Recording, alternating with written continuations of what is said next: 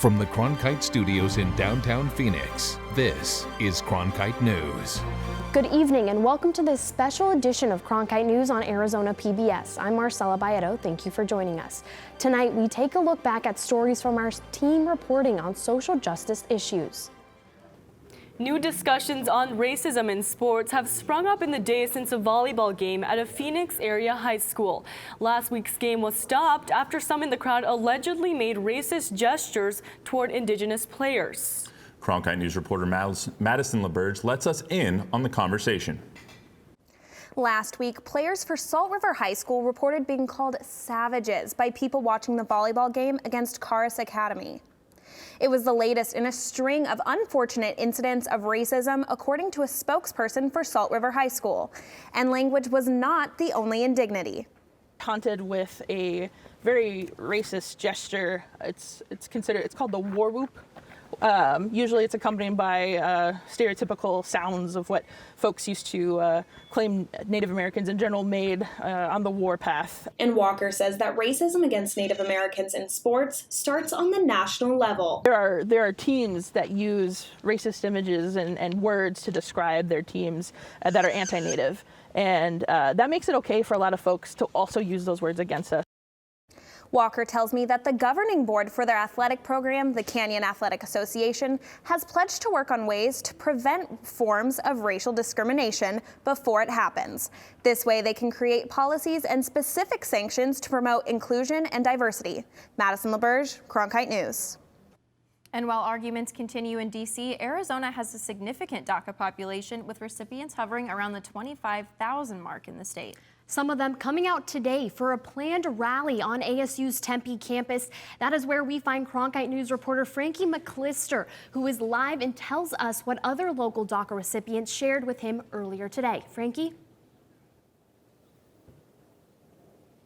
Yeah, I'm here at Arizona State University's Tempe campus. You cannot see it behind me. Promise it's here, but there's a rally being put together by Documented Students for Education Equity. And this is a group here at ASU known as USEE. They say they want to show solidarity with those fighting to uphold DACA.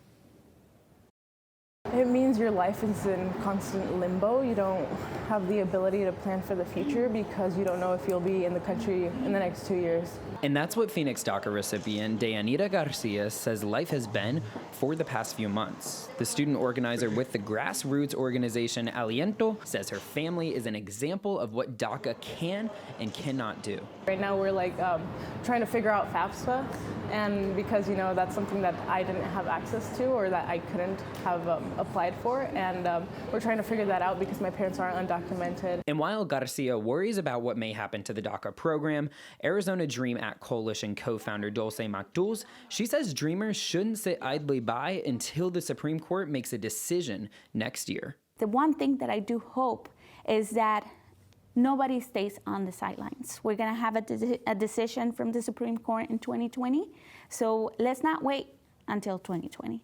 What are we going to do? And for his part, President Trump speaking out about DACA today via Twitter, writing, quote, "Many of the people in DACA no longer very young are from angels. Some are very tough, hardened criminals. President Obama said he had no legal right to sign order, but would anyway. If Supreme Court remedies with overturn, a deal will be made with Dems for them to stay," end quote. The president has said in the past he's not in favor of punishing children, but that the previous administration exceeded its authority by creating the DACA program. But for dreamers like Jose Patino, that decision is the reason he's been able to build a life in the United States, the place he's called home since he was about 6 years old. For me, I would like to have security so that I can continue building my life and live what I call the American dream.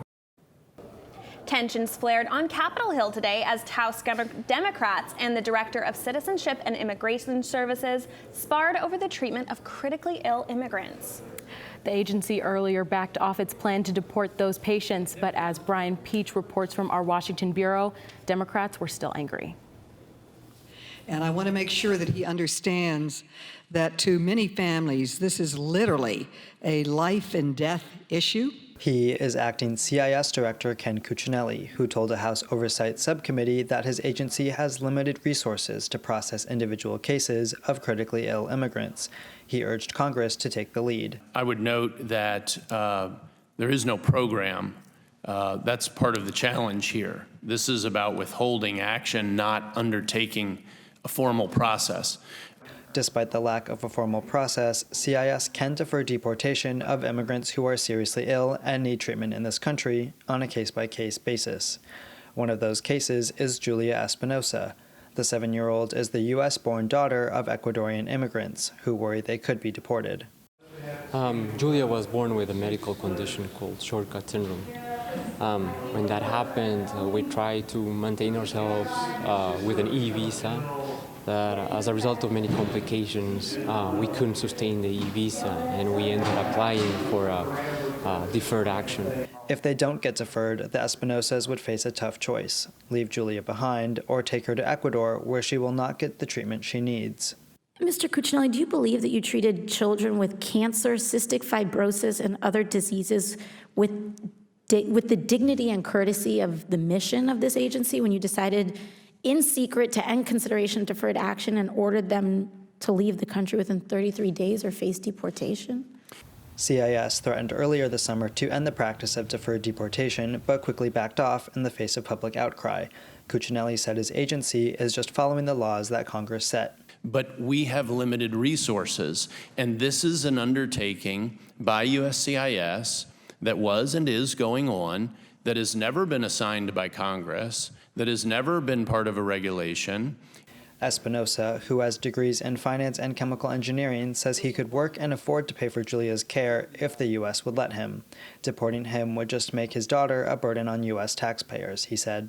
I think if we can provide value, if we are allowed to provide value freely, we can continue to support, in this case, for instance, a U.S. citizen, and we can continue to support society. I think that we all can provide value, and if we are not allowed to do so, then we could become a charge to the public system. In Washington, Brian Peach, Cronkite News. 2 years have passed since the deadliest shooting rampage in our nation's history, when 58 people were killed at the Route 91 Music Festival in Las Vegas. The gunman opened fire on festival goers from his hotel room at the Mandalay Bay before turning the weapon on himself. Police recovered 23 assault-style weapons from the shooter's room. And while the shooting opened another channel for the discussion of gun control, it also brings to light the mental health of those who live with the trauma of mass shootings in America.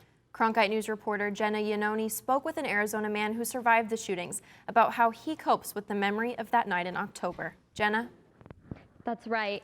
So today marks 2 years since that tragic day in 2017. With 58 lives lost and nearly 700 injured, healing can be a daunting concept. We spoke with survivors to talk about lingering mental health effects and the road to recovery. On October 1st, 2017, a gunman opened fire on a crowd of concert goers at the Route 91 Harvest Music Festival in Las Vegas, where 58 people lost their lives. Former Arizona resident Justin Uhart saved Jan Landborn's life. Now, the two have a relationship like no other. I'm not really a talkative person about it, but when she's around, I do talk about it, and we definitely open up to each other because we had such a dramatic, 12 hours together that we will always remember for the rest of our lives. Uhart and Lamborn treated themselves to steak and whiskey at dinner last night in Las Vegas. This morning, they picked up flowers and paid a visit to the Healing Gardens, a memorial dedicated to the victims and recovery. She's alive, and we are able to walk around and hold hands during that, just on the path during the memorial, and it is comforting. Mental health care is crucial for recovery.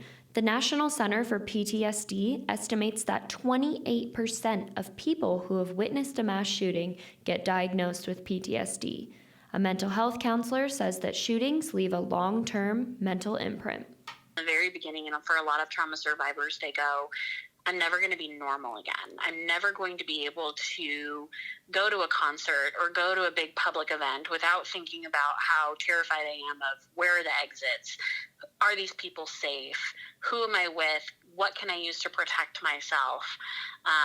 So that takes a really long time to overcome, and that small exposure that kind of comes with being able to bring yourself back to environments like that in a more protected way.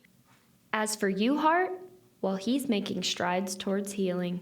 The last 2 years, I didn't go to the Las Vegas White Crosses last night. Jen and I went, and really nice and very humbling, but it's still very emotional time of year, for sure. But 2 years after the carnage, some questions remain unanswered.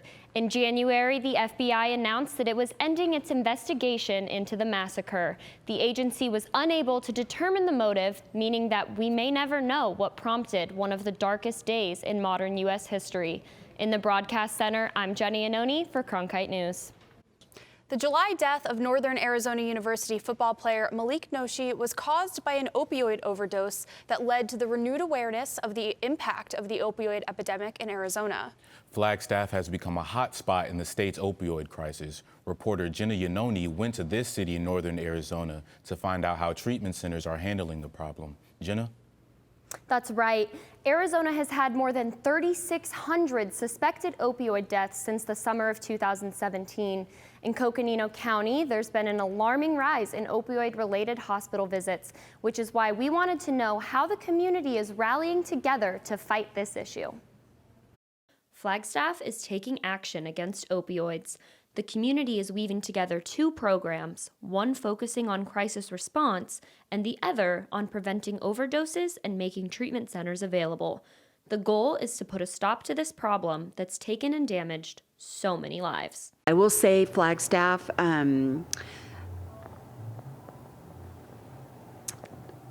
it's a very generous town. There's a lot of amazing organizations and people who don't just talk about helping, but are committed to giving that hand to people and just helping them to have a better life. According to local health officials, opioid-related hospital visits in Coconino County increased 285% from 2011 to 2016. To try and prevent additional deaths, the government distributes naloxone to locals, a common way to treat narcotic overdoses. The opioid crisis response program really works to sort of connect the dots for people who have experienced an opioid overdose or who are deemed to be at risk of an overdose. Survivors are connected with a community health worker and a peer support specialist. The county and state government also offer an overdose prevention program. Locals say their strong sense of community is key to having a successful recovery. Alex Cutler previously struggled with substance abuse, but now works at a treatment center. He thinks that Flagstaff offers a unique approach to recovery. The community that's built around this place, I feel like the word community is like becoming kind of like a cliche, like everybody needs community, but like it's so true. Like as human beings, I feel like we really need that. And as a human being in recovery, like absolutely, I needed support. I needed people to get over that hump of how to stay sober and, you know, live happily. So Back to Basics uses activities-based recovery strategies such as cooking and outdoor expeditions. The program's therapist says that treating the mental and emotional side of addiction requires patience. The single greatest predictor of long-term success to maintain sobriety, no matter what the substance is length of time in treatment. They need to catch up. They started using when they were maybe early teens, and they've missed some developmental, emotional sort of ability to cope with things. And that is length of time for them to catch up that way and learn who they are. Jennifer Leland now works helping others get out of the cycle of addiction she knows well. The patient, she says, must be ready to commit to helping themselves. They have to want it. They have to be willing. I've been in recovery myself for 7 years. I was into methamphetamines for about 25 years. I was an addict, and I got clean.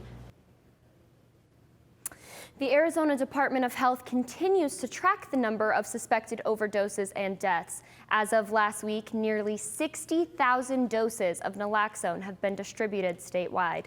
In the broadcast center, I'm Jenny Anoni for Cronkite News. A professor in Tucson says he's disappointed with the decision of his health care insurance. And he is suing the state for what he says is a case of discrimination. Ryan Mushka is live at the digital desk with the details. Thanks, guys. The professor is working with doctors to transform his body to be the sex he identifies as. And he says he won't give up without a fight. I'm also transgender. Since an early age, Dr. Russell Toomey says he always felt different. He says he was born biologically a woman, but always identified as a man. Working as an associate professor at the University of Arizona in Tucson, he researches how to deal with the situations people may encounter if they are transgender. Suicide prevention and resilience building among LGBT youth who are experiencing discrimination or rejection from their families. Over a year ago, he decided to have a hysterectomy and requested coverage from his health insurance company. He believes it's medically necessary, but his insurance disagreed. It was denied because there is an exclusion listed in the plan that the Arizona Department of Administration manages that says that there's no coverage for any trans-related surgeries. In February of this year, he decided to file a lawsuit against the state of Arizona and the Arizona Board of Regents. We submitted a Title VII equal opportunity claim of discrimination. The American Civil Liberties Union is supporting his cause. In a statement, they say, "No one should be denied medically necessary care because of who they are. Transgender people are a part of our community, our families, and our workplaces, and they deserve the same benefits Arizona affords everyone else." Cronkite News contacted the Arizona Board of Regents to obtain a statement. A representative said that because it is an ongoing litigation, they cannot comment at this time. Toomey is convinced that he deserves to have the surgery and that it shouldn't be an issue for insurance to cover it. Definitely, you deserve health care. You deserve to be seen by healthcare providers. You deserve to receive that affirmative care to affirm your gender, regardless of what the provider that you may have seen is saying. The first hearing already took place and they did not reach a resolution. We will keep you informed. At the digital desk, Ryan Mushcott, Cronkite News. There are a lot of historic landmarks here in Arizona, but not very many of them are dedicated to the LGBTQ community. Reporter Andrew Christensen found out how two organizations are partnering with ASU and the city of Phoenix to change that. Andrew? I met with members of Pride in the Arizona LGBT+ History Project to discuss why they are taking photos and firsthand accounts to crowdsource a history of the LGBTQ community in Arizona. Drivers rushing by might not know they are passing a piece of history. Here on Roosevelt Street was the 307 Lounge, one of the earliest bars that catered to the LGBT+ community. It closed in 2000. Now, a plaque on the ground is dedicated to the historic site, one of the places Pride in the Arizona LGBT+ History Project is looking to preserve. Sharing of history is the way that we keep many of those stories alive. Because really for the LGBT community, we don't have a print history until about the mid-70s here in Arizona. The two organizations have gotten permission from the city of Phoenix to display a timeline of LGBTQ history in front of City Hall. They have also partnered with the ASU Library to gather documents and photos to bring more awareness to LGBTQ history. When we're in human rights and we're fighting for, our authentic rights just to be our authentic selves, it's really important to know the trials and tribulations of those who have fought for us before us. But preserving history with limited resources isn't always easy. A lot of times we're just given an album or a box of photos and we don't know much information. So that's going to be one of the fun things is going through trying to do some crowdsourcing to get who are these people, where were they? Sometimes we know where they were, sometimes we have not a clue as to why these people are together.